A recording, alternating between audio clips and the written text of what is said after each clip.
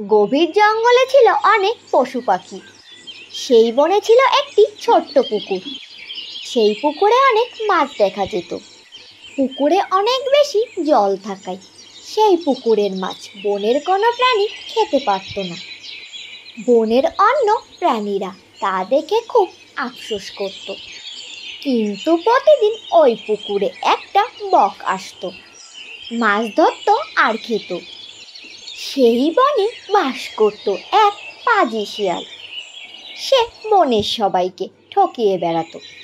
সে নিজে কোনো কাজ করত না, অন্যের খাবার চুরি করে খাওয়াই ছিল তার একমাত্র পেশা।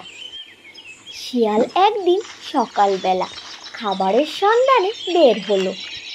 গুটি গুটি পায়ে সে সামনের দিকে এগিয়ে চলল।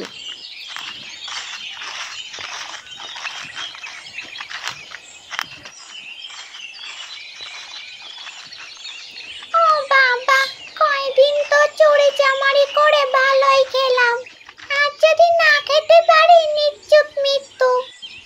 জীবনটাই বেদনাময়।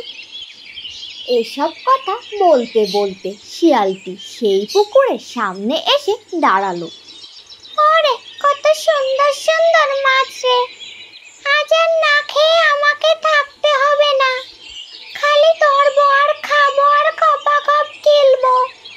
এই বলে সেই পাজি শিয়াল মাছ ধরার চেষ্টা করলো, কিন্তু পাজি শিয়াল মাছের কোনো নাগালি পেল না। সে তখন হতাশ হয়ে পুকুর পাড়ে বসে পড়ল। তখন শিয়াল দেখতে পেল একটি বক পুকুরে এসে ধরে ধরে মাছ খাচ্ছে।